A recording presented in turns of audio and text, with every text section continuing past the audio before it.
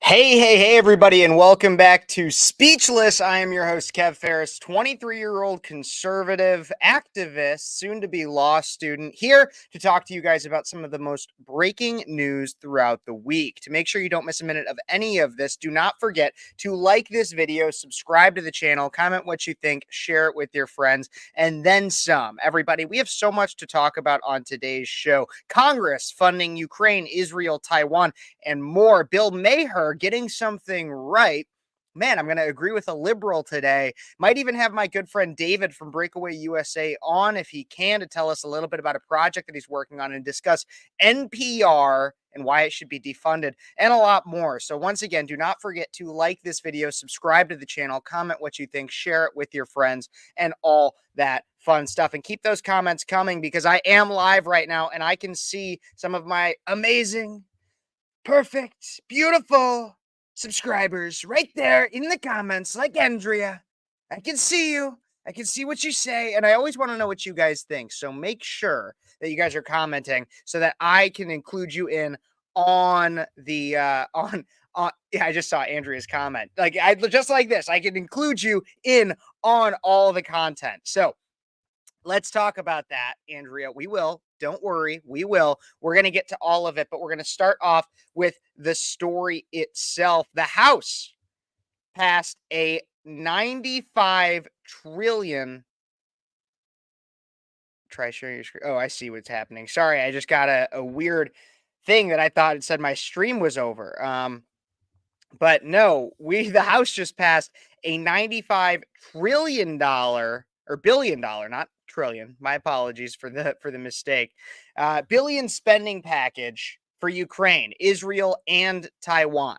And there's a lot more that's included here, but let's talk about this. And if you're on X, make sure you guys are reposting this right now. I'd really appreciate it. But the House voted on Saturday, just yesterday, 420, to pass a series of spending packages designated that $95 billion would go to foreign aid to Ukraine, Israel, and Taiwan. This is out of the Daily Wire. A separate vote was taken on each aid proposal with $60 billion.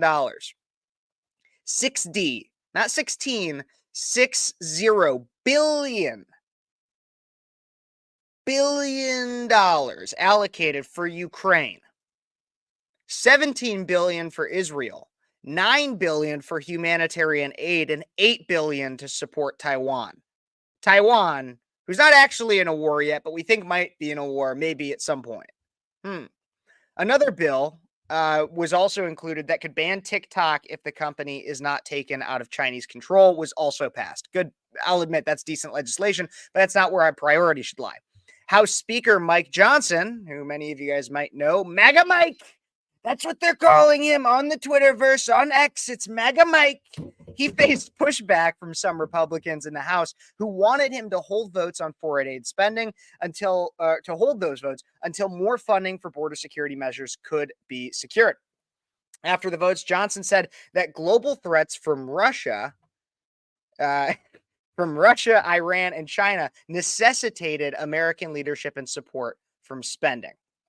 The Taiwan proposal passed 385 to 34 with support from 178 Republicans. So that one passed overwhelmingly. I'd say the reason for that would be that China is deemed as pretty much a universal threat. Not that Russia isn't seen as a threat or the Middle East isn't seen as a threat, but China is the largest threat. Largest population, strongest military, and compared to the U.S. That's how a lot of people see it, at least. The Ukraine proposal passed a lot more contentiously, with 311 voting yes, 112 voting no, with 101 Republicans and 210 Democrats in support, and opposition from 112 Republicans. That one, of course, is much more much more contentious, as the Ukraine war seems to be a little bit just more. How should I put this where I don't get banned? The Ukraine and Russia war seems to be a lot more partisanly divided. That's what I'll say. We'll get into a little bit more about why that is later. Israel aid passed 366 to 58 with support from 193 Republicans and 173 Democrats, and opposition from 21 Republicans and 37 Democrats. So more Democrats than Republicans were opposed to the Middle Eastern one and supporting Israel. But that's because, as we know, there are people in our Congress that sympathize with terrorists and for some reason are America last. But when I talk about America last, it's not just people that refuse to support Israel or in fact, elevate terrorists in Iran, Hamas, Palestine, which is a fake country, etc. It's really actually much more seen on the lines of the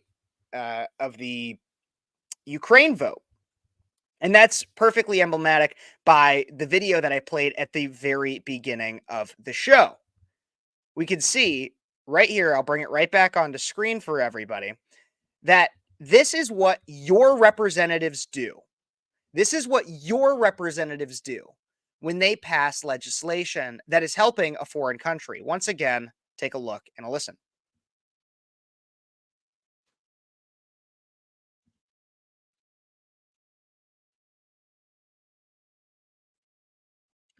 One more time.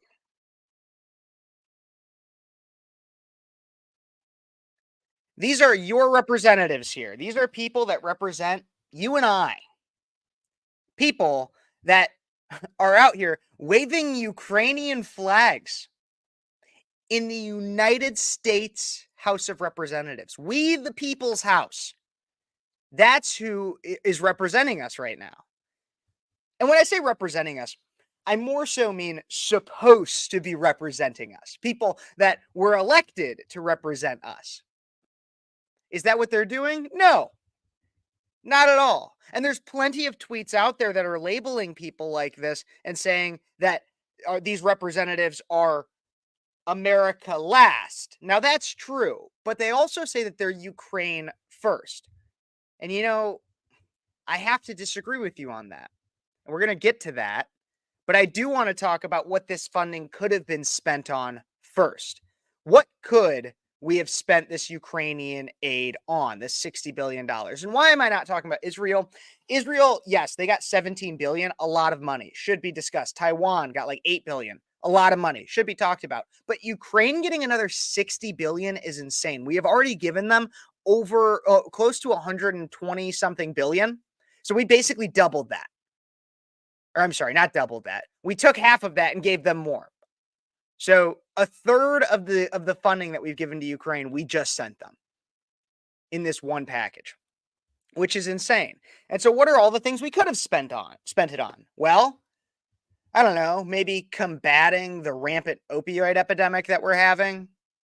Maybe trying to ensure that young children aren't having their genitals mutilated. Maybe it's the skyrocketing inflation that Joe Biden caused. Those are all things we could have put this money towards. Or we could have simply never taxed Americans that much in the first place. Maybe. Am I so crazy to say that? Am I a wackadoo conspiracy theorist for saying that maybe we shouldn't be taxing Americans so much? You tell me in the comments. Or the thing that MAGA Mike promised and that a lot of representatives promised, maybe we could have spent it on the southern border. Or Oklahoma Chicken Cam thinks we should have spent it on 20 billion farm eggs. Well, maybe 20 billion dozen farm eggs. But sorry, Oklahoma Chicken Cam, that's a little self-serving. But a lot of people think that we could have spent it on the southern border. I happen to be in agreement with those people. Maybe we should be solving that issue. We should be focusing. It's just like a plane. Like, how is it that all of these representatives get onto a plane to go to DC and they hear the announcement that says, make sure you put on your own mask before helping somebody else? Even if you're in agreement with funding Ukraine, with funding Israel, with funding Taiwan, with getting involved in all these wars, even if you see yourself as a part of Team America, World Police, even if that's the way you see yourself, do you think that maybe, just maybe, we should put our own mask on as the flight seems to be hurling towards the ground. Well, the thing is that the flight that they're on, those that disagree with common sense individuals like myself, they actually they're on a different flight entirely. They're on one that is they must be smoking too much of that 420 or something because they seem to think that the Ukrainian border is the same as our own border. I'm not even kidding you. They actually think that. An example is Rep. Gerald Connolly, a Democrat from Virginia's 11th district. This is what he had to say when it came to the arguments just yesterday. Here's that.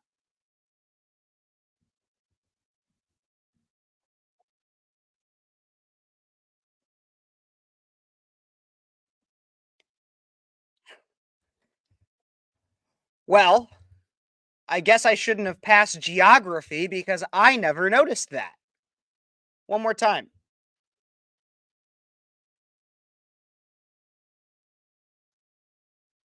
It is our border.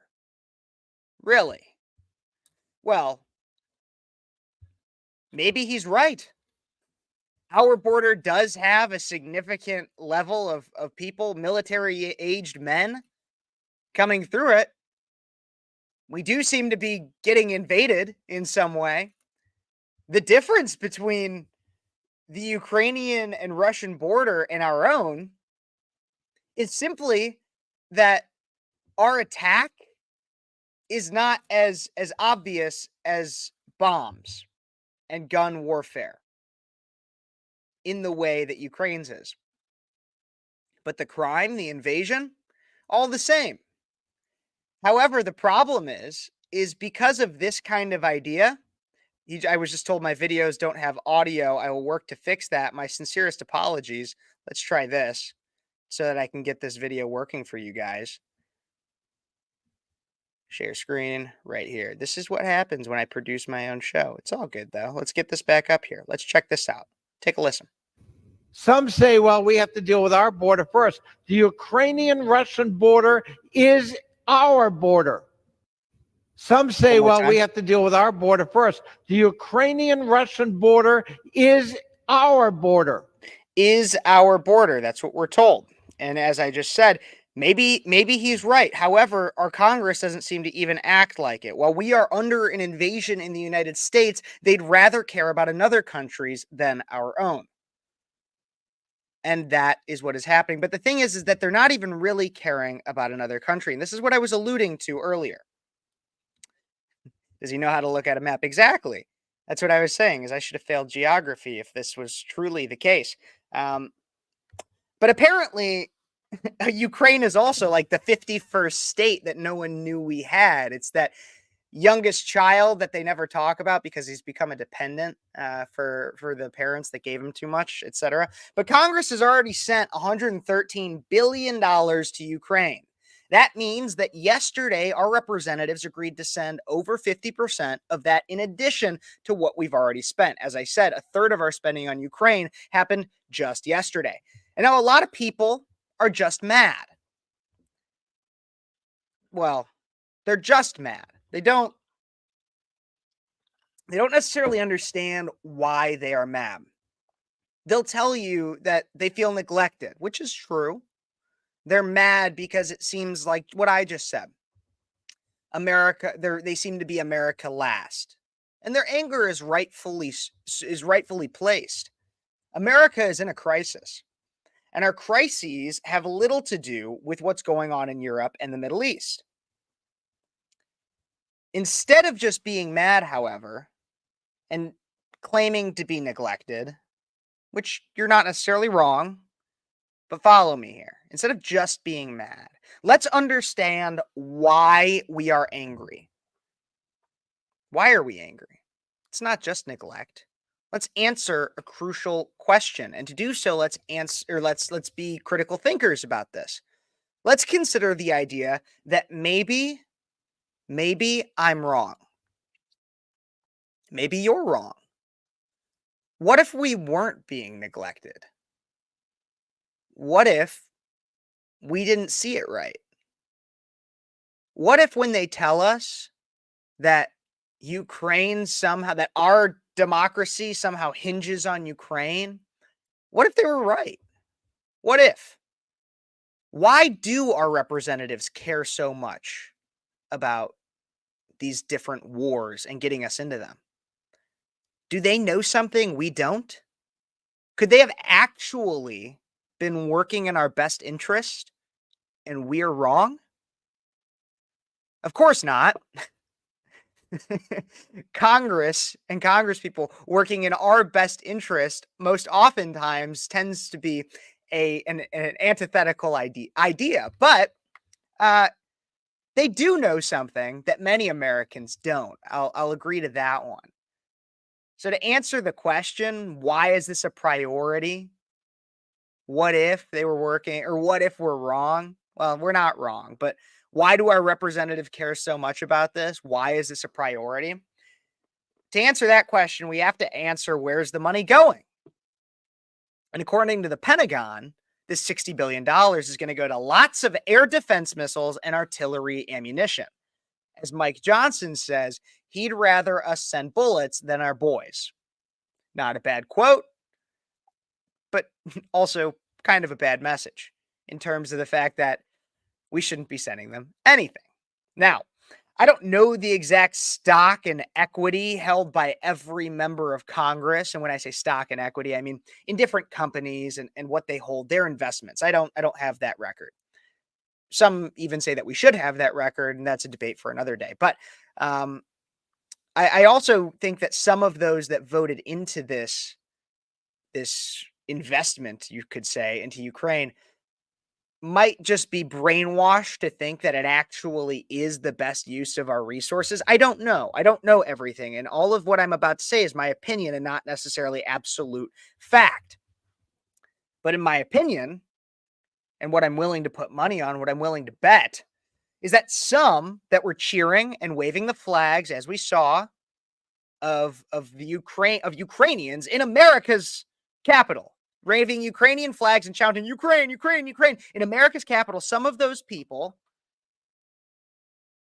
were not really cheering for Ukraine. They were cheering for Lockheed Martin. They were cheering for Raytheon Technologies. They were cheering for Boeing and Northrop, military contractors who in some way feed your money, which they just got, right back to the politicians. Whether that's through investments, lobbying, campaign contributions, PAC contributions, super PAC contributions, revolving door board positions, whatever it may be, we have those companies profiting, and your representatives that are cheering Ukraine, Ukraine, Ukraine really are cheering money, money, money. They're washing it like a mobster does in a casino or through drugs. That's what's happening. They're profiting. Am I wrong? I don't know. I hope so. But from all the evidence I've been provided, that would be the best example, or that would be the best excuse from these absolute insane people. But let me know what you guys think in the comments. Don't forget to like this video, subscribe to the channel, comment. Like I just said, I'm going to get to those soon here. Share. I'm going to get to MAGA Mike Johnson and talk a little bit more about the drama that he's caused from these bills. But I want to take a quick break, and I also want to ensure that I give a opportunity to kind of give our sponsors, or my sponsor, Breakaway USA's sponsors, a bit of a shout out. And so I think I've been working on some new things. I have like kind of a new setup in my streaming software here. And so let's see if I can even bring this up for you guys real quick. Let's take a look.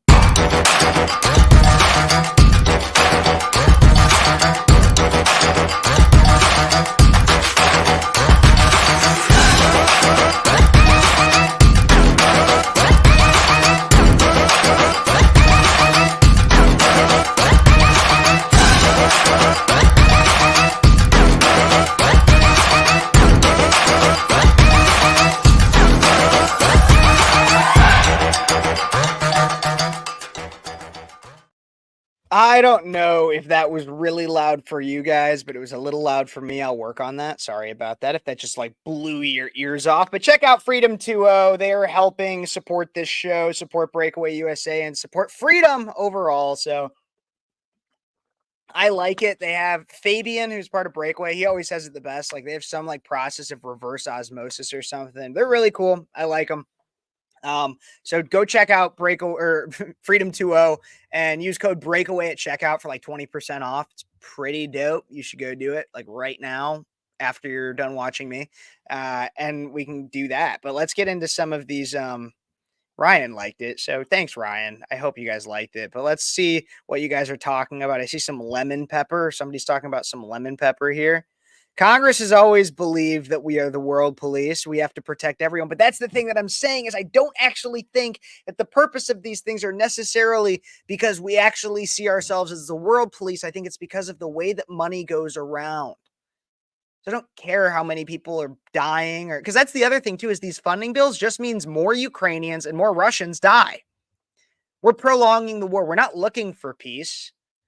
We're prolonging the war.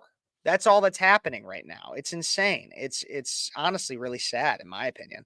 But that's the way that it goes. That's just that's the way this cookie's crumbling, I guess. Good commercial. Thanks, Oklahoma. Thanks, Andrea. I appreciate you guys. I didn't make that one, I'll admit, but I pushed the button so that it played. So that was a lot of fun. Need to find a local baker. I see a lot of fun conversations going. My Trump imitation is getting good. Thank you. I got a lot more of it. There's more Trump coming in today's show. Some people say, not me, but some people say it's the best, maybe the greatest impersonation. It's huge. Absolutely huge. It's a great impression. Sometimes when I'm not even trying. Just happens. I don't know. We'll see. We'll see. But let's talk about MAGA Mike a little bit. MAGA Mike has been playing a lot of games with some of the Republican supporters. Let's make sure I have everything pulled up here for some more MAGA Mike discussion. Because it's trending right now. MAGA Mike is trending on Twitter. And X. Everybody keeps calling it Twitter. I don't call it Twitter anymore. It's X. I'm sorry. I don't call it X anymore. I call it Twitter because it's always been Twitter. But we got MAGA Mike. And here's the thing.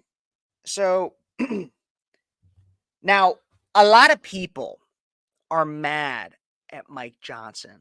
MAGA Mike Johnson. That's what they call him. The man once hailed by conservatives as the savior, this biblical, almost Jesus-like figure, resurrecting the speakership to a new level. That's what we were kind of sold by MAGA Mike Johnson. That he was saving us from the evil Kevin McCarthy. As a Kevin, we don't claim him, but from the evil Kevin McCarthy. But now MAGA Mike Johnson is the new devil. He's bad.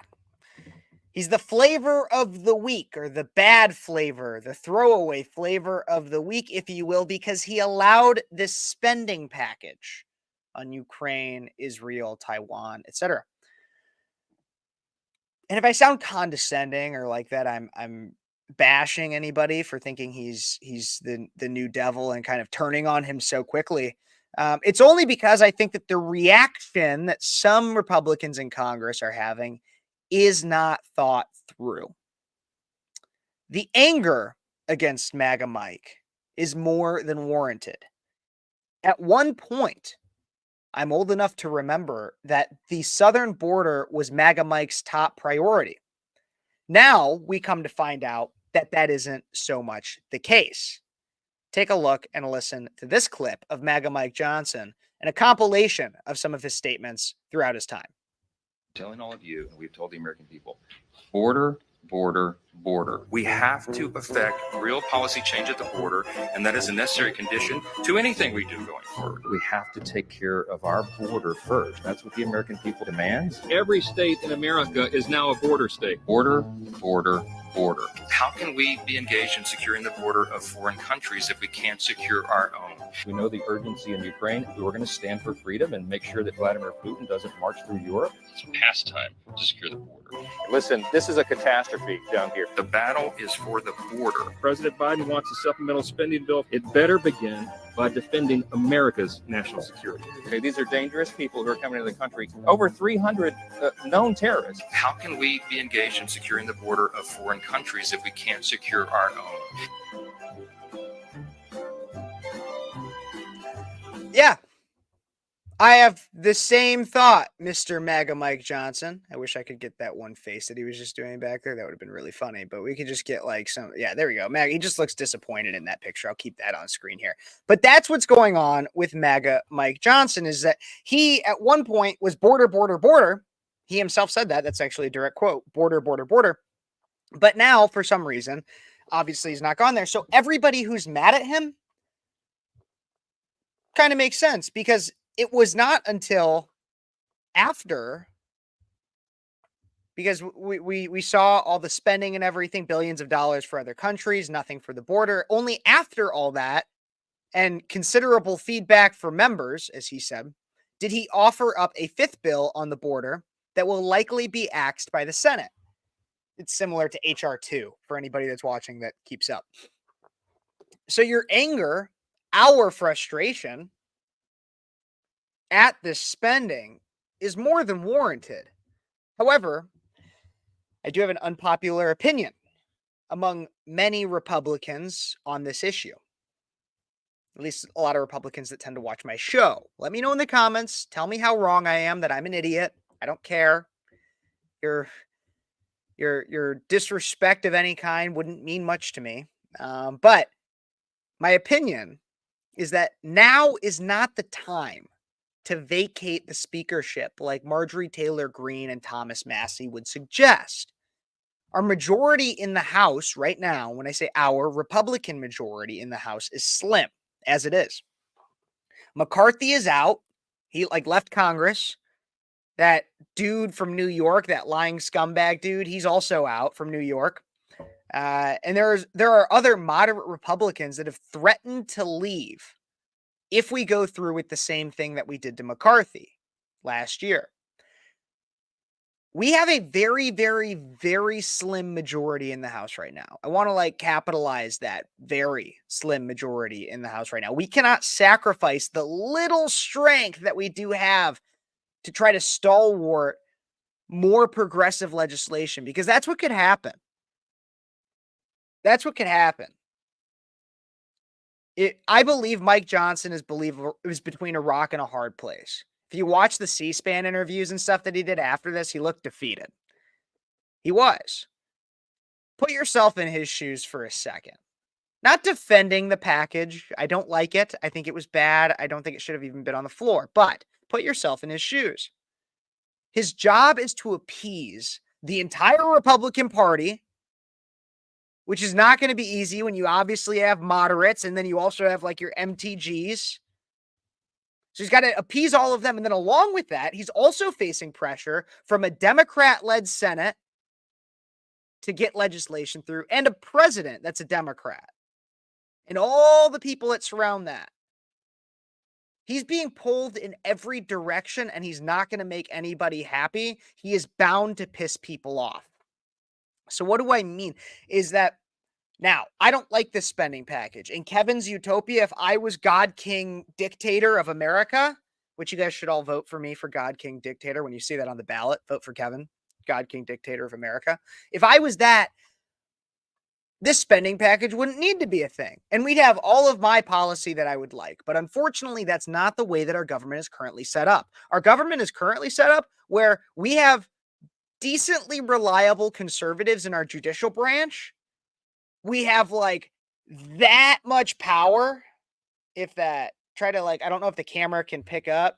Let's say it's that much power, but there's a really small space in there that the camera can't pick up. That's about how much power we have right now in the legislative branch.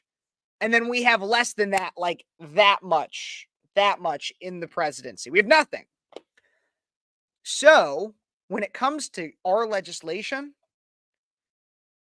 the alternative, if we kick out Mike Johnson and lose our majority in the House, is legislation that would make it illegal for parents to deny their kids gender transformative surgeries, gender affirming care, as they would call it, genital mutilation, as I would call it.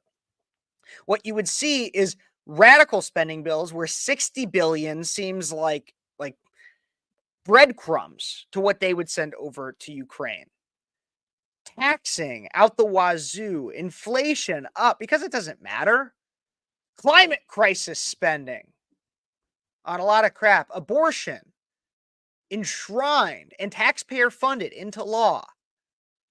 Look, I get being mad at Mike Johnson for this, but look at the bigger picture. If we lose our majority, then the only government that we have any sort of control over is state and kind of the judicial branch. So, put up with it. Because the alternative is so much worse. Look at the bigger picture. And then also even consider this, because if that defense, like I said, this is not a defense of the bill, but if that doesn't convince you, I really want you to think about his role, but vacating him would also be pointless. If anything, it would work against us. And consider this. It's a huge election year. It's a huge election year, 2024. Where Republicans are expected to fare well. We're supposed to do well. But public perception of low information swing voters is very important. And a disorganized Republican Party, and when I say that, a Republican Party that is once again fighting over the speakership will not be the image we want to project. And that's what we will have if we vacate or motion to vacate. That's my belief is MAGA Mike. You might be mad at him. You might feel betrayed by him. But to vacate right now will do so much more worse than good. But maybe I'm wrong. Let me know in the comments. I got more stories to cover here, but I want to make sure to remind everybody to like this video, subscribe to the channel, comment what you think, share this with your friends, all that fun stuff. And when I say comment, do it, especially if you disagree with me, because we're going to go take a look right now as to see if anybody agrees or disagrees with me on that. We got vote principles, never people. These people in Washington hate you. Yeah, kind of, for the most part, like 99% of them. Andrea. Oh, Andrea is my resident anarchist. Love to see it. Let's not forget, if Republicans are not using the power they have to achieve what Americans want, what's the point? It's just as good as having a Democrat. No, it's not. This is a false statement, Andrea. This is a false statement. If a Democrat was the Speaker of the House and there was a Democrat majority of the House of Representatives, like I said, there's so much other legislation would be possible that we would hate. Like, if we were to do that, then babies would die. More babies would die. Abortion would be put through on demand. It'd be enshrined, even worse than Roe v. Wade allowed. It'd be terrible. Along with a lot of other Democrat policies. But I'm with you, Cav. Super slim majority. I think it opens the door for Jeffries to be speaker. Yes, we don't want that. We don't want any Democrat to be the speaker. It would really screw us. The speaker should be a good negotiator, but he has caved. Yes, but we also don't know what he got them to cave on too. I feel like we're not in the room that it happens, not saying yes or no, really. I don't know what happened on the other side. MTG is no different than AOC. I mean, kind of she is. I mean, she votes different, a lot different. I mean, some argue that she's the AOC of the right, which I could maybe kind of get on agreement with that. I don't know. Just like the big red wave that didn't happen. The big red wave will not happen if we continue to look like idiots on the world stage and on the national stage. And that's what we continue to do as Republicans is we're gluttons for punishment. Honestly, we love to snatch defeat from the jaws of victory. And that's just what we always do. I know I might be having my friend David join me soon. I wanted to text him real quick and see if he was going to be on his way here, because I got other stories to get to. But I was hoping that maybe he would come in. Let's see here.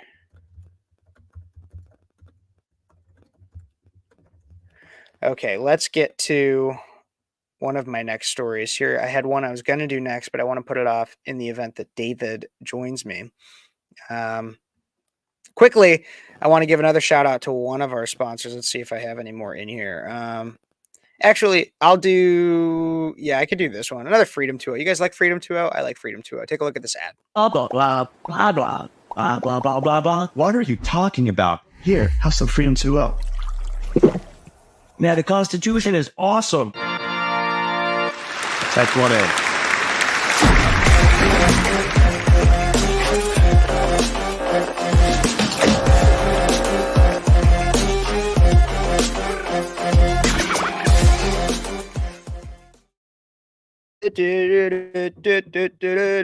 That was fun. I had a lot of fun with that one. I hope you guys like that.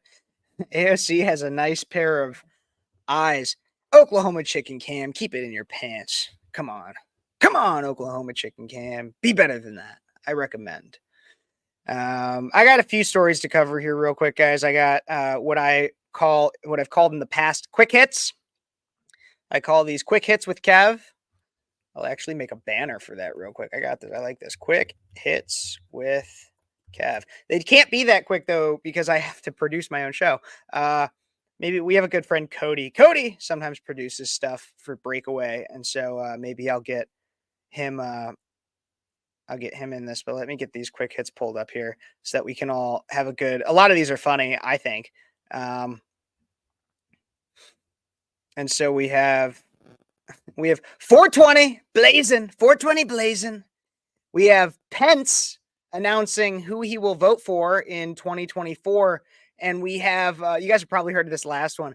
We have Biden getting mad about cannibals. And apparently that his uncle died from being cannibalized. Not true, but maybe. Let's take a look at this first story here. 420, everybody. 420. So we have like this thing, and this is kind of me going to be going on a rant a little bit. I'll admit,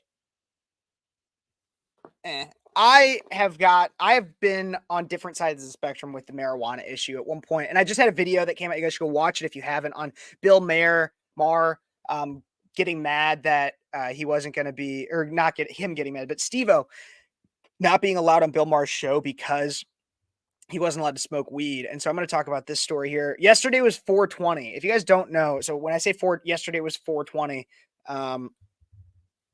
actually, let me look up something real quick. I'm going to look up where was 420. I don't even know where 420 came from. Probably like some TikToker or something.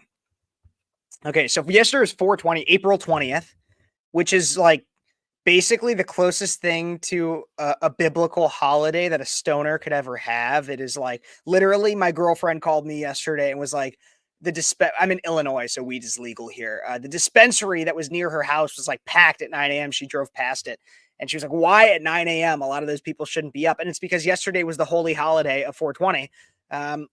And people, I was just looking up, I didn't even know, although the origins of 420 are debated and why that number is a thing, according to popular lore, a group of California high school students in the 1970s met after school at 4:20 p.m. to smoke weed, and the day has been globally celebrated for years.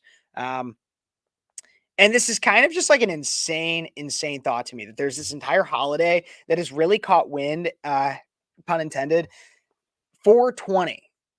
And it's become so big that so many people are talking about it. In fact, I even got emails from companies. Let me pull it back up, my notes here. I got emails from companies that were advertising for 420. Now, even when I was in like middle school and high school, before weed was legal, 420 was like something that was kind of like talked about, like, oh man, it's 420. Like, people are going to smoke weed and stuff. And I, like I said, I got a lot of promotional emails this year, though. It's not just like something that was kind of taboo, that was a joke for middle school boys to make. Now I get promotional emails from Fortune 500 companies about 420. McDonald's pushing the Munchies in one of their promotional emails. Warner Brothers with a stoner playlist of movies and more. I mean, I'm sure, I don't know Netflix specifically, but a lot of streaming services had things like, oh man, here's something to watch when you're stoned, man. Here's something to watch when you're stoned, man. Cheech and Chong, man. Just have some good kush, man. Be a burnout, man. Be lazy, man. That's how all of them sound to me. All those potheads. But when did it become socially acceptable, so socially acceptable for drug use to be used as a promotional tool for Fortune 500 companies? I will give you $20. I will Venmo somebody $20 if you or someone you know is an employee at if you can show me that your company that you are employed for did some level of promotion for 420 as a weed holiday, and in your employee handbook, it says that you're not allowed to be high on the job. Because if that's the case, you're kind of a hypocrite, in my opinion. But once again, this once taboo. So that bet is on the table. $20 to anybody. If your company that you work for, like McDonald's or whatever, advertised for weed and then also says that you can't be high and you get drug tested. It's become so commonplace to discuss this from even major brands. If you were to do the same thing, think about this. If you were to do the same thing, if McDonald's were to come out and be like, you know what goes well with a Big Mac or your Chicky Nuggies is a good Marlboro Red. Imagine if they did that. If they came out and advertised cigarettes or promoted in some way cigarette usage with their product, they would be the devil. You'd be evil. And all the liberals that are hailing marijuana usage would hate on cigarette usage. And now many will come at me and say, well, Kevin, that's different. They are. Cigarettes actually have much lesser impact on your brain. Both have about equal impact on your lungs. Both have comparable effect on your lungs, and one has worse effects on your brain. But the liberals would be mad about the cigarettes, happy about the weed. Along with that, not only is it major brands that are pushing this marijuana crap, we also have the vice president and the president, but I took the vice president's because she's more of a hypocrite. The vice president talking about marijuana. The president of the United States yesterday called for people in every state, if they were in jail for a minor drug offense, to be released by the governors, that he asked the governors to all pardon them.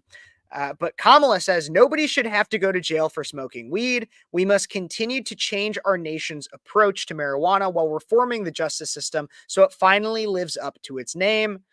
No one should be jailed just for using or possessing marijuana. I don't necessarily disagree with that opinion, but I do disagree with Kamala Harris espousing it, because when she was a district attorney, she jailed a lot of people. In fact, I even posted this to Twitter. If we go back and share this same page, you can look at my response here. To be clear, Kamala Harris is responsible for the jail time of about 2,000 people for marijuana-related offenses from her time as the San Francisco district attorney. So who thinks she should resign? It's been a huge scandal because she put so many people in jail for utilizing weed. But now, as a vice president, no one should go to jail. No one should go to jail. And even while she was on the campaign trail in 2020, she admitted to smoking weed. And she inhaled, which was a little spite out at or jab at Bill Clinton. Because Bill Clinton comes out and says that he had smoked it, but he didn't inhale. So it's okay. He didn't inhale. But maybe I'm just maybe I'm dating even myself on that. But yeah, so that's the thing. We've all been lied to about marijuana. We've all been lied to about marijuana. It's not good overall. its legalization has a net negative. I have videos about that on my page. You should go check it out. I know that's even controversial among some Republicans. I'm not saying you should be jailed, but we've been lied to about it. It doesn't have the negative health effects about smoking weed are just as much, if not more, than the positives that people claim to have from it. It was originally sold as just this thing for cancer patients to try to like give them a little bit of a good time before they died. And now it's like this thing that's more common. It is more socially acceptable to smoke weed in public than it is to smoke a cigarette. And both have a revolting smell left afterwards. Take it from me, a former smoker, not of weed, of cigarettes. So, but that's my first quick hit. I know I took a little bit more time on it, but that's just because I get kind of heated at the way that people treat this kind of crap and lie about marijuana usage. But let's get into the next story here. Mike Pence weighs in on who he's voting for in 2024. Right here, let's pull it up on the screen. Pence on who he's voting for in 2024. Whew, let me make sure I scroll down. Former Vice President Mike Pence said during an interview this week that he will not reveal who he's voting for in 2024 for the upcoming presidential election, but it won't be President Joe Biden. Who could it be then? Pence, who dropped out of the Republican presidential primary before any voting happened after failing to gain traction with voters, made the remarks during a Tuesday interview on CNN's Jake Tapper on The Lead. Let's take a look and a listen right here to that clip. You have said that you're not endorsing Donald Trump. You also have not ruled out voting for him. Why not? Well, I'll just keep my vote to myself. You know, I'd never vote for Joe Biden, but I thought it was fair. Many people had asked me what my posture was going forward, and I, you know, based upon the differences the president and I still have over my constitutional duties on January 6th, but also, as you said, based upon how I see the president shying away from our commitment as leader of the free world, being prepared to ignore the national debt, now even walking away from a commitment to the right to life at the national level. I've just made it clear that I will not be endorsing Donald Trump in this campaign, but I'll keep my vote on my own, and I'll vote according to my conscience in private, just like every American will. You have said that you're not endorsing Donald Trump. You also have not. I think it's important to note what he just said there, just like every other American will. Now, a lot of people look at Mike Pence, they'll watch that video of him, and they will say, oh my God, I hate that guy. He didn't overturn the election, blah, blah, blah, blah, blah. I actually think that this is a really important headline and a really important story, and positive too, because he had a really funny way of saying that he was voting for Trump. Now, he came out and said, I won't be endorsing him, but I'm not voting for Joe Biden, and I'm going to keep it to myself. Look, he could do a write-in. He could do a libertarian vote or something like that. But this man was a Republican governor of state. He was the vice president of the Republican Party, or vice president of the United States under the Republican Party. Even though he obviously doesn't like Trump. He ran against him. Lost terribly, but ran against him. He's going to vote for the guy. And while not everybody can relate directly to who Mike Pence is and his life and everything that he's done, he is similar to how a lot of people are. Seriously. I think that there is a lot of value to this. There are a lot of Americans that are not enthusiastic about voting for Trump, just like Pence. There's a lot of Americans who will not publicly endorse Trump, just like Pence. There's a lot of Americans who are mad with Trump's recent statements on abortions, just like Pence. There's a lot of Americans who are just like Pence in terms of how they feel about the 2024 election. They won't want to admit it, just like Pence. But deep down, they're still going to vote for Trump. They know that he's the better option. So when Pence comes out and a lot of hardcore Trump people are like, rah, rah, rah, rah, rah. Of course he's not going to endorse him. Rah, rah, rah. They get mad. Not all of you sound like that, but I'm just saying. When you get mad like that, step back. because that's a winning mindset. Not Pence's mindset, but the winning mindset of saying, yeah, we won. We won on Pence. We won. He's going to vote for Trump. Like, he's not going to say it, and he's going to hate himself for thinking it, but he's going to do it because he knows it's the better option. We won. You don't need somebody to enthusiastically support you to win. You just need them to vote for you. And Trump's going to do it. I'm sorry. Pence is going to do it, and Trump's going to win. But let me know what you guys think. Let me know in the comments. Don't forget to like this video, subscribe to the channel, comment what you think, share it with your friends, all that fun stuff. I'm not sure if David's going to make it today. I know that I said that he might. It's okay. I'll still do a video with him at some point. I got other content to fill up the time. But let's get to this last quick hit story here before we take another short break. I'm going to actually check out the comments too. What do you guys think about the Pence thing? Maybe I'm wrong. My cousin runs a weed grow and he can hardly get employees to come and work at $20. Geez. Whoa. Okay. Good for your cousin. When people start glorifying degeneracy, absolutely. That's exactly what happened with marijuana. The local dispensaries were busy yesterday. They absolutely were. The Republicans have not fostered the growth of younger leaders. This is also true. Absolutely. And if anybody is wondering where I'm pulling these comments from, you can comment wherever you are at for the most part, and I should be able to see it, except for maybe in Rumble. That's one that it's kind of shoddy at. And I said shotty, S-H-O-O-T or O-T-T-Y. But yeah, so you can comment pretty much wherever you are at. But if you want to be involved in the conversation with everybody else, just like you see me pulling up things like this, or my good friend Common Sense, you can go and to my YouTube, just look up Speechless with Kev. Make sure you subscribe, ring that notification bell, hit it to all. You'll get all my content, not just the Breakaway USA stuff. Speechless with Kev on YouTube. Find me there, and you can take part in the conversation with all these other people. Maybe I'm wrong, maybe I'm right, but join the conversation. I'd love for you guys to get in on it. But now let's get into this next story here. We have the White House. It doubles down on Biden's claim that his uncle was eaten by cannibals. Did you guys hear about this? Joe Biden actually claimed that his uncle was eaten by cannibals. Like he was like trying to pitch A24, their next movie or something like that. Some people will get that joke. And if you do, I love you. Thank you. But Biden claims that his uncle was eaten by cannibals. Seriously, on Thursday, during his visit to a war memorial near his hometown in Pennsylvania, President Biden last week appeared to imply that his uncle was eaten by cannibals after the plane was shot down during World War II. Let's take a look and a listen at this clip of Biden claiming just that right here.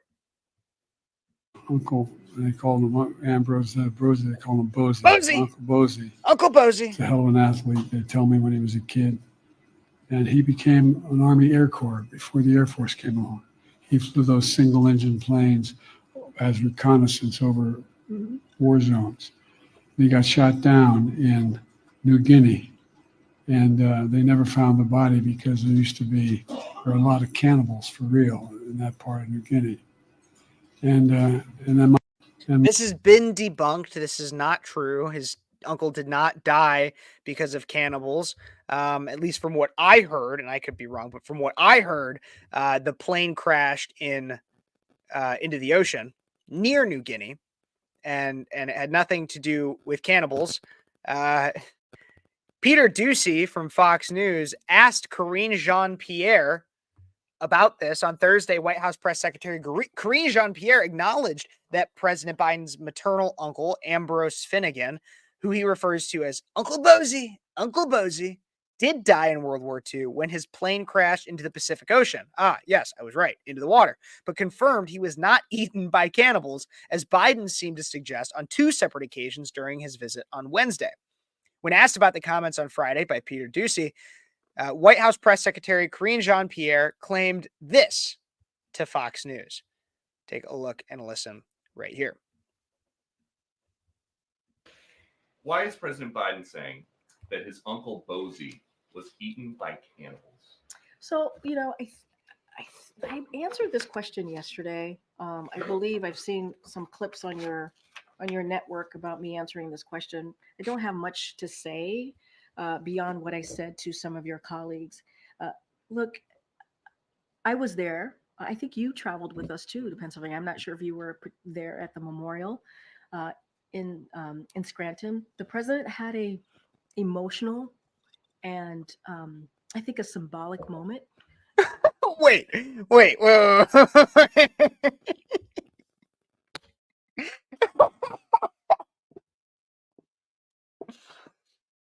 So President Biden, and we're going to keep watching. There's more to this clip. I'm just dying. President Biden comes out and he says to everybody, my uncle, Uncle Posey, Ambrose, everybody call him Posey. Posey was a World War II pilot. World War II pilot. And his plane crashed. And the body was eaten by cannibals. Eaten by cannibals. Which is totally false. And Karine Jean-Pierre comes out and says this was a symbolic moment. That these cannibals, what are these cannibals supposed to be like symbolic of how Joe Biden like eats his own foot whenever he's in front of anybody? I know that joke was bad, but laugh anyways because you're watching, so thanks. But like what is that supposed to be symbolic of? What is that symbolic of? It is very emotional and symbolic moment. This is tied to the fact that President Joe Biden was also getting very, very angry that about a Trump lie. That's really what happened. Seriously, President Joe Biden was getting mad about a lie about Trump. I'm going to try to find that clip. I wasn't actually planning on bringing this up. Lie losers. When there's a lie that claims, and this has been a lie for a while, that apparently Trump had called at one point veterans losers or something like that. We could take a look. I'll bring it back to that clip, but take a look at this clip. This is of that. Quote, because his quote, suckers and losers. Suckers and losers. Okay, the fart wasn't actually supposed to be part of this, but... Said, who the hell does he think he is? Who does he think he is? These are heroes. But so the fart wasn't supposed to be a part of that, but you guys get the gist. Where Biden is claiming that Trump said this, which is an absolute lie. Karine Jean-Pierre claims that he's emotional. Yes, of course he's emotional because he believes the absolute lies that his people keep telling him, and then claims that he symbolically lied that his uncle was cannibalized. Let's keep watching what else she had to say to Peter Doocy. He had an opportunity as president to honor his uncle's service in uniform. He had an opportunity to be there as president to speak to the bravery of his uncle, and not just his uncle, but many U.S. service members that put their lives on the line on behalf of this country. So his uncle, who lost his life when the military aircraft he was on crashed in the Pacific after taking off near New Guinea, the president highlighted his uncle's story as he made the case for honoring our sacred commitment to equip those we send to war and take care of them and their families when they come home. And as he iterated, the last thing American veterans are, or the last thing Americans should be called, are suckers and losers. And that is, which they never were. That's a lie about Trump. Those types of words should not come from a commander in chief, as we have in the past. We haven't. That's a lie. And we should. When I say it's a lie, there's no evidence that occurred. And they keep saying it as if it's objective fact. Actually be lifting up our American veterans and honoring them. And that's what you saw from this president. And so once again, let's listen to the very beginning question from Peter Doocy. Why is President Biden saying that his uncle Bosie was eaten by cannibals? So was that question, just a reminder to everybody out there, was that question ever answered in that minute and 40? No, not once. That question was never answered. We were taken all around in a whole rigmarole where we never actually heard anything about whether or not or why Biden keeps claiming this. But that's what happens when it comes to President Joe Biden. And he is definitely, as Karine Jean-Pierre said, he is definitely an emotional president. So emotional that that he gets really mad when a little kid flips him off. Take a look and listen to this clip from just the other day on Tuesday in Scranton, where Joe Biden describes himself being flipped off by like a 7-year-old or something. Take a look. This is hilarious. I never thought I'd see a time when I'm going through a neighborhood or a rural town in the West and see big signs that have a Trump sign in the middle that says F Biden, and having a little kid standing with his middle finger, 7 years old, 8 years old. Well, I promise it happens all the time. I've never thought. Maybe there's a reason, buddy. Maybe there's a reason. And he also was like, I never thought I'd see the day. I never thought I'd see it when a little kid is flipping me off. I never thought I'd see it. Buddy, Biden, maybe it's because you're just an ignorant, bumbling fool.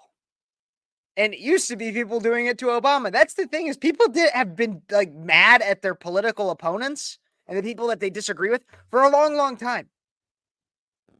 It used to be a little bit more behind closed doors, but people used to do the same thing all the way back to Nixon. Nixon was a very divisive president. Some people hated him, would say F Nixon. Other people didn't, especially during the Vietnam era.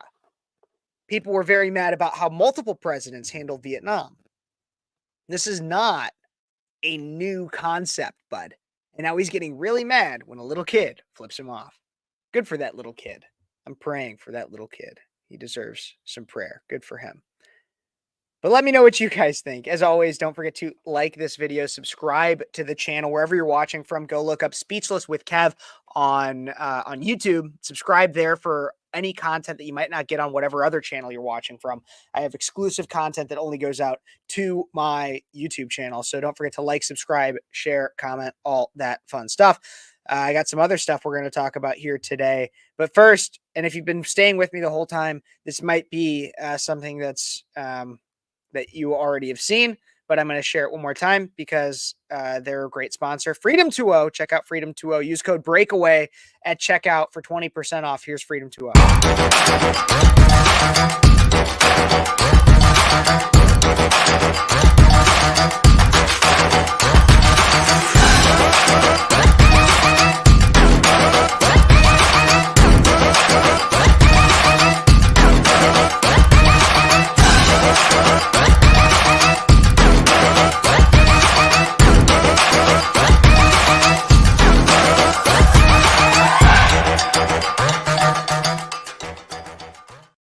And if you are somebody who watches this show like from beginning to end the whole way and you get mad about those little breaks, it's actually good in my opinion, because then I get to pull up my stuff for my next segment while that is there. I'm going to go through some comments first, though, to check these out. The Republicans have not fostered the growth of younger leaders. Absolutely. I think I had that. Cannibals won't eat Joe Biden because clown stays funny. Funny. 7 and 8-year-old kids must just think Biden is number one. It's going to start being legislated that's the way that it has to be. Apparently, that would be quite funny. But let's get into this next story here. As I said earlier tonight, I'm surprised. I'm going to be siding with a liberal. I'm going to be siding with a liberal. Let's take a second to consider this, everybody. Bill Maher, real-time host from, you guys might know, he's from HBO. He had a very interesting segment this last Friday, and it actually went kind of viral.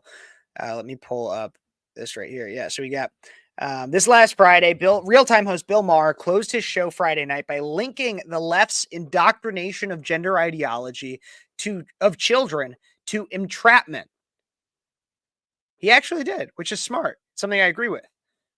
He also called out Disney's battle with Republican Florida Governor Ron DeSantis, saying DeSantis wasn't wrong.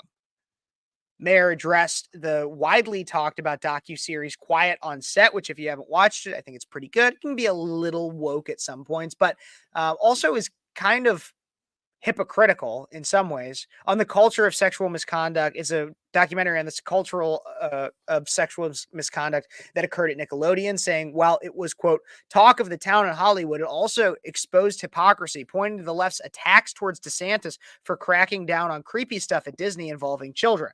Now, I actually have a clip, or the full clip of Bill Maher, and we're going to watch it, but I am currently streaming on Facebook. Facebook tends to be the hardest on anything copyright related and will ban me for days if I continue to stream there.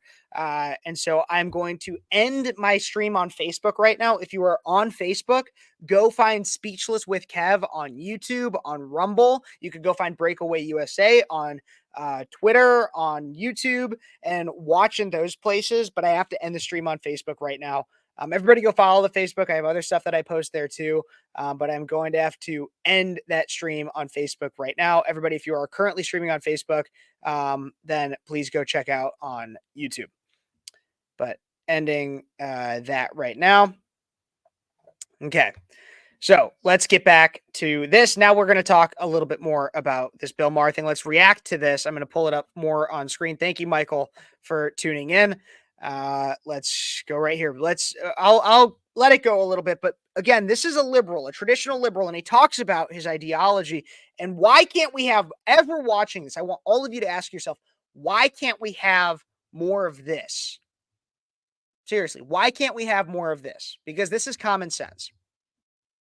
And finally, new rule. As one of the few people in the public eye who's gone through life and never had kids, someone has to tell me, why am I always having to defend them?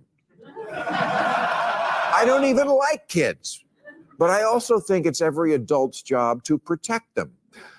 Have you all been watching the Max documentary called Quiet on Set, the dark side of kids' TV?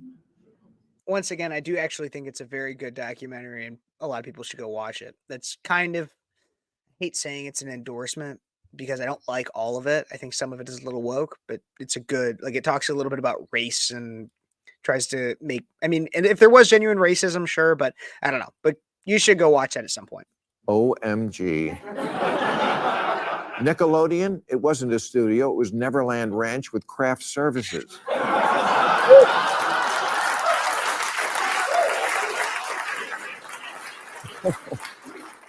It is just scene after scene, clip after clip of the child stars of their day being subjected to obviously inappropriate, highly sexualized degradation, and quite a few pickles going through glory holes. I was grossed out, and I've gone camping with John Waters. I kid you, John. I love you. This is funny. I also want to let everybody know, content warning too. Obviously, some of the things that are going on in this are less than suitable for children, and I'm pretty sure some of the language that gets used is pretty inappropriate as well. So I don't know if this documentary is the talk of your town, but it is out here because it didn't just expose a dangerous workplace. It also exposed hypocrisy, because it must be pointed out that when the evil governor of Florida was saying the exact same thing about kids and creepy stuff at Disney that liberals now find intolerable at Nickelodeon, he was dismissed as a hick and a bigot. But why would a kids' content factory like Disney be all that different than the one at Nickelodeon? A 2014 CNN report discovered that at least 35 Disney employees had been arrested for sex crimes against children, and in 2021, Disney child star Allison Stoner confessed she only narrowly survived the toddler to train wreck pipeline. The next year, child star Cole Sprouse told the New York Times that young actresses at the Disney Channel were heavily sexualized from an early age. You know, Willie Sutton said he robbed banks because that's where the money is. And the reason we find pedophiles in the Boy Scouts and the Rectory and kids' TV is that's where the kids are. That's not wrong. Like, that's the thing, is people are laughing and because of the analogy that's being made. But like, he's not wrong. And so that's what I get. So I'm a Catholic, right? I was at Catholic Mass this morning. I actually did confession this morning. Thank you, Father Max, for that. Probably doesn't watch this show, but thank you. And so I hear all the time, and I even make jokes about it sometimes about like the priest touching little boys, but people will bash Christianity, not just Catholicism, but Christianity because of the sexual scandals within the Catholic Church, which of course I denounce and they're terrible. But that's the reason why these things happen is because bad people will take advantage of where kids are. And it doesn't just happen in these three places. It happens with children in any business. If you have children underage that are in any kind of like modeling, or they do pictures for advertisements or anything that's even remotely related to entertainment, there will be people that are trying to prey on their power, on their individual power, and try to prey on the children utilizing that. Just as much as this happened with people that, like you heard about everything with Harvey Weinstein. Harvey Weinstein wasn't a kid diddler, but he used his power to take advantage of people that were vulnerable. That is exactly what happens in a lot of these instances. And heck, out of all the things that are on screen for Bill Maher right now, I'm an Eagle Scout and I'm a Catholic. I was never touched. Maybe it's because I had good people around me. And it could have also been the area that I lived in, but like also surrounding yourself with good people that look out for you and being on the watch for this kind of creepy behavior and willing to call it out if it ever does happen. DeSantis wasn't wrong, but we're so tribal now. The left will overlook child fucking if the guy from the wrong party calls it out. Sure, Nickelodeon messed up Amanda Bynes, but the Mickey Mouse Club was where Britney Spears got her started, and she's perfectly fine. Wait, that was a really important quote right there. Let's go one more time. The left will overlook child fucking if the guy from the wrong party calls it out. That's so important. And he talks about us being so tribal nowadays.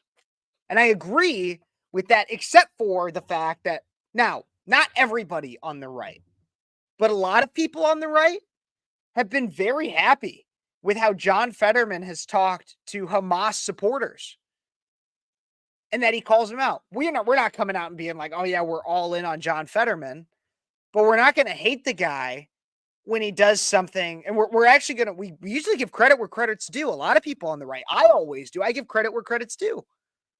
When somebody on the left does something that is good, that I agree with, I will say so. When it comes to people on the left, however, just as Bill Maher said, I'm going to have him say it one more time. I don't know if I'll get it perfect here, but I think this is so important. The left will overlook child fucking if the guy from the wrong party calls it out. Seriously. That's exactly what happens. How crazy is that? And that's the world that we live in.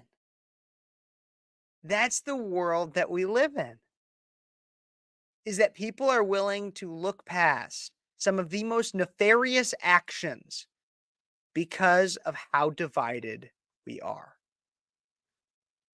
And I want to keep watching this because he actually ends up agreeing with us even more.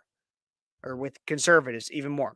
Keep those comments coming, guys. I want to know what you guys think about what Bill Maher has to say. Is there anything I'm missing? I'm reacting to a lot of this in real time. I know the gist of what he's talking about, but not all of it. And so if there's something that I miss, let me know. Or something you think is funny, let me know.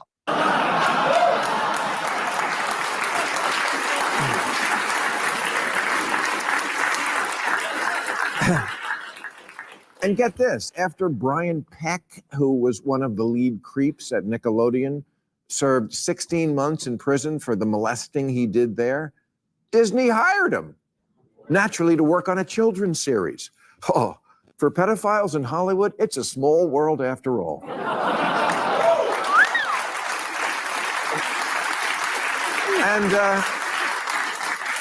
And not just Hollywood. There are Instagram moms these days who are practically only fansing their itty-bitty beauty queen daughters by having them wear skimpy bikinis and eat bananas to build social media stardom. They're called sharenters, a hybrid of sharing and parent.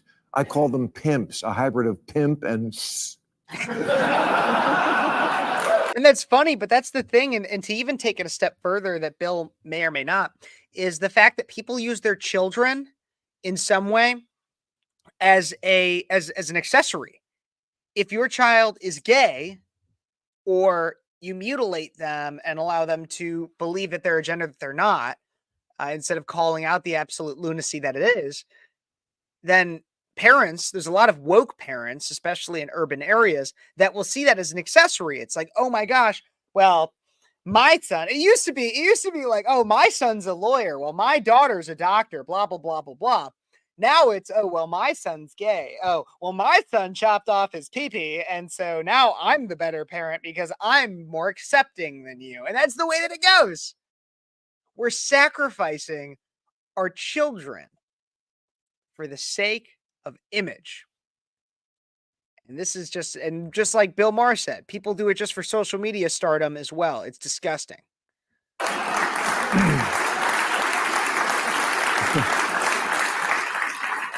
And people who believe in social justice have agreed this is wrong and this is bad, and exposing kids to an adult world of lurid costumes and garish makeup borders on abuse.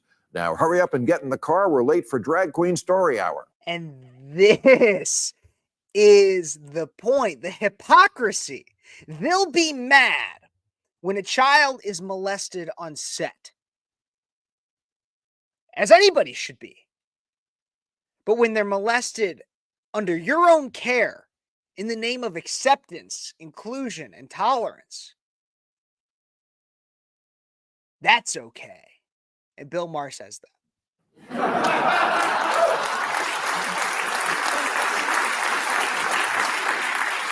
Not that there's anything wrong with being a drag queen, but maybe it's time to admit that sometimes Drag Queen Story Hour is more for the queen than the kids.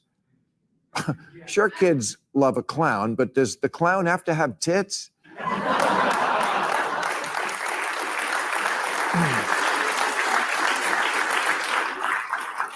And when I see a 5-year-old tipping at a bar under a sign that says it's not... Watch that. Like, I know he's talking. Don't watch Bill, though. Watch, like, this video. And the child that is, like he's saying, tipping this biological man who's dressed up as a whore. Seriously, it's disgusting. Tipping at a bar under a sign that says it's not going to lick itself? Do I have to pretend that's cool in order to keep my liberal ID card? Sorry, I can't do that. If you want kids to be more tolerant, why not have handicapped people read them stories? Kids are more likely to encounter disabled people than drag queens in life. Geez, can't we just go back to the good old days when kids were read simple stories with simple morals like, if you're a lonely single man, just make a boy out of wood.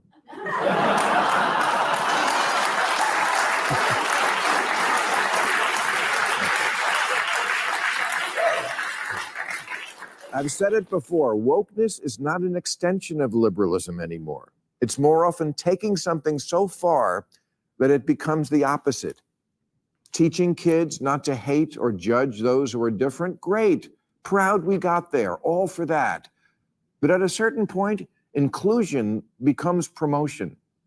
And contrary to current progressive dogma, children aren't miniature adults wise beyond their years, they're morons.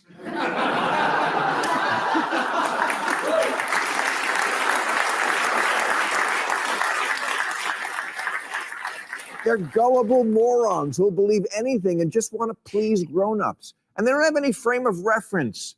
So they normalize whatever's happening. That's why endlessly talking about gender to 6-year-olds isn't just inappropriate. It's what the law would call entrapment. How is he making a conservative argument? This liberal man is making a conservative argument better than most conservatives can. Better than most seriously. Means enticing people into doing something they wouldn't ordinarily do.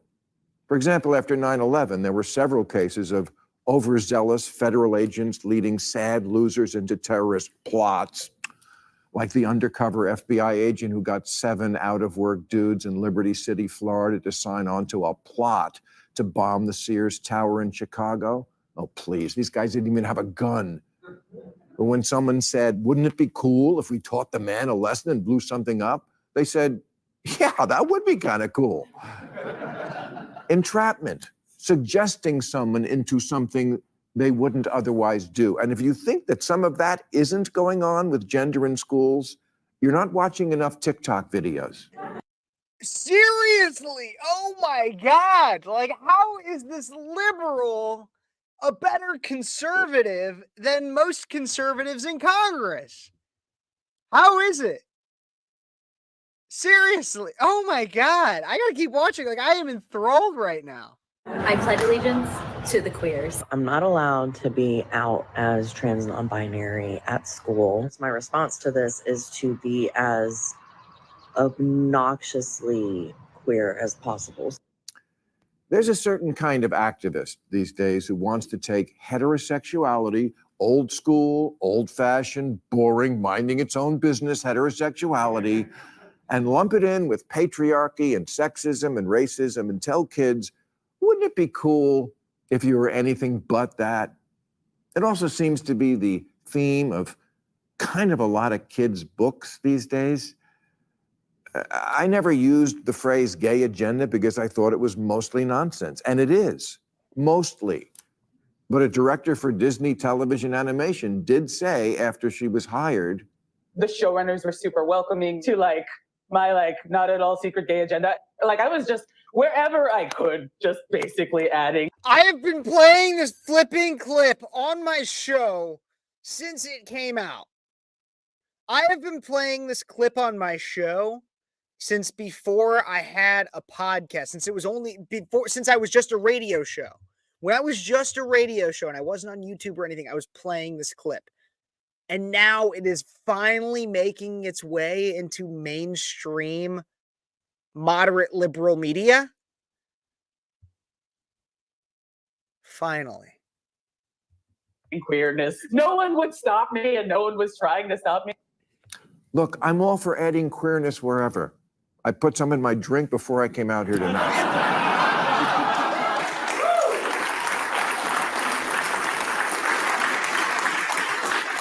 But maybe we should think about giving kids a break from our culture wars for a minute, or at least until the election is over. Maybe. You'd hope, right? You'd hope. I want to play that one little bit, that one more time. I don't know if I can find it again, but there was right here. DeSantis wasn't wrong. And the rectory and kids' TV that's where the kids are. That's not the part. I wanted to find the little bit. Maybe I won't be able to find it. But it's where he basically says the left is, sorry, I really want to find it here. I was hoping. An N report discovered that at least children and year child sterilized from an early age. We find pedophiles in the Boy Scouts and the covered that at least 2021. I'm trying Disney to find child it. star Allison Stein. The next year, child star Cold Sprouse told the New York Times that young actresses at the Disney Channel were heavily sexualized from an early age. You know, Willie Sutton said he robbed banks because that's where the money is. And the reason we find pedophiles in the Boy Scouts and the rectory and kids' TV is that's where the kids are. That's where the kids are. I had that one. There was the other one. Oh my God, it was right before the Britney Spears thing. Here it was. Vines, but the Mickey Mouse guy from the wrong party calls it out. That's where the kids are. It's right after that. DeSantis wasn't wrong, but we're so tribal now. The left will overlook child fucking if the guy from the wrong party calls it out. The left will overlook child effing if the guy from the wrong party calls it out. And that's where we're at. And I'm so thankful that Bill Maher did this. And I've been critical. And this is another example. Look, we are so actually this is in if anything even kind of poetic in the fact that, like I said earlier, we live in a divisive world right now. But what I see is people on the left, just like Bill Maher, that will not call out child molestation if it's being called out by the guy on the right, by the guy that is not on their side. However, Bill Maher, who is not on my side for most things, he's a liberal. He's a liberal. He's a very traditional liberal. He's not a conservative. He's not a Christian. He actually denounces Christianity. I believe he's an atheist. He doesn't have kids. He's not lived in the way that I think a happy person should live. And he is very much opposed. He's pro-choice, very much opposed to a lot of things I think. But Bill Maher has said something that I agree with. And so I will admit and say that I like this opinion and I agree with it. And I think it is a good thing.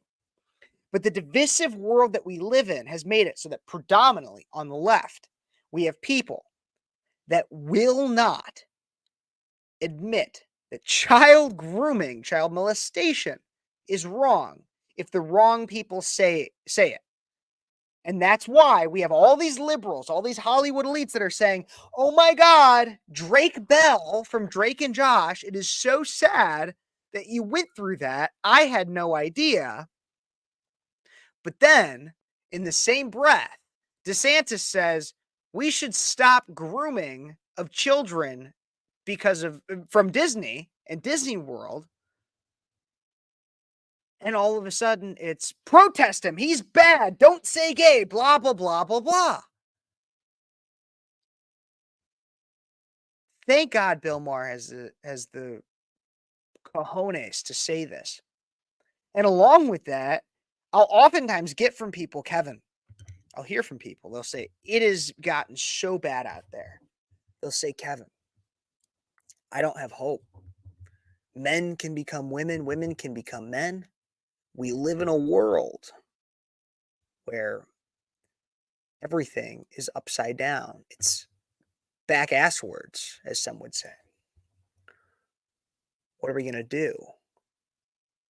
And I've said for several years, just wait. Just wait. The pendulum will swing. We'll get back to normal. Everything will be okay. And while there will be people that are lost, if you trust, and not to get too preachy, but if you trust in God and you trust in a plan, everything will be okay. And look, there are times where I lose my trust. I question God. I question the plan. I question what's laid out in front of me. I worry a lot. And I lose hope. But I never lose it permanently. And to me, this clip is emblematic of the pendulum swinging back. Not entirely in the favor of Christianity, of a Christian worldview, of a conservative worldview, but at least to common sense where we can admit basic, fundamental truths that men are not women, women are not men, children should not be subjected to the inherent sin and disgust of blatant sexuality, no matter gay, straight, whatever. But there is no need for a child to be involved in a conversation about sex in any way, shape, or form.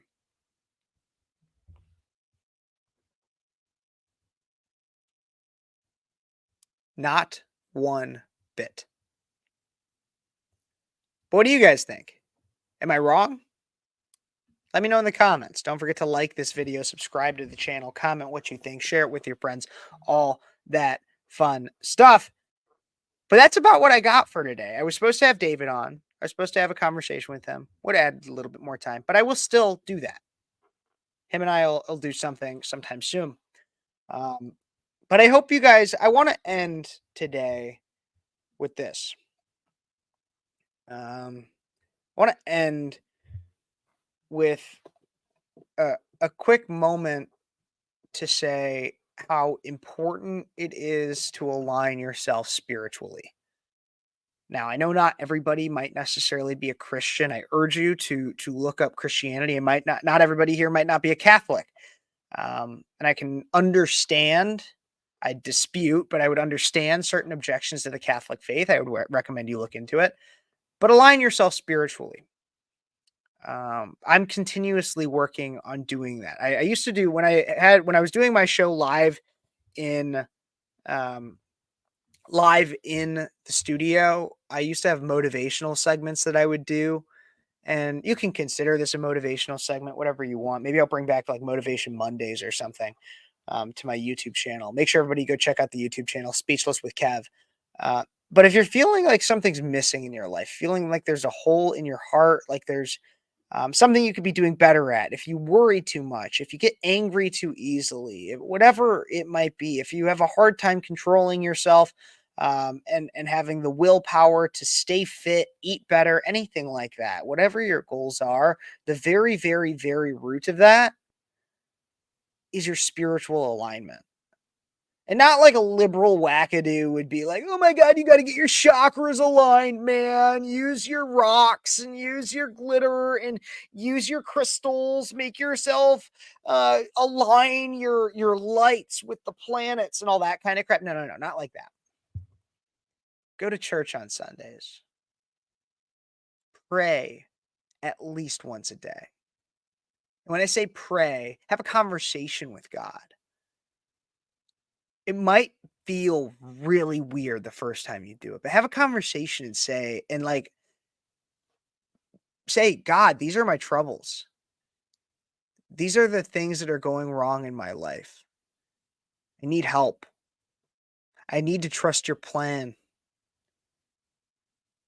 And please help me. But also be thankful. Remember to say thank you, God, for XYZ, for my family, my health, the weather today. I do that every morning when I run. Every morning I get up and go for a run. On that run, I make it a point to at least at some point during that run, thank God for something. Usually it's the weather or my health, my ability to do so. Not everybody has that ability.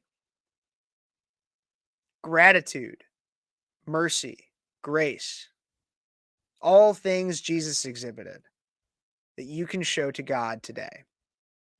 And I recommend you do it. I'm praying for everybody here. Whoever's watching right now, you're in my prayers. And I ask you kindly and with the most sincerity of anything I have ever said on this show to keep me and mine in your prayers just as much as you and yours are in mine. Because that's step one to saving America and saving ourselves. Thank you guys for watching. As always, don't forget to like this video, subscribe to the channel to never miss a minute, share it with anybody who you think that could benefit from these messages, and leave me a comment, even if it's just a thumbs up, letting me know that you got something out of this, because that would mean a lot to me. God bless you guys. God bless America. And thank you so much for tuning in to Speechless.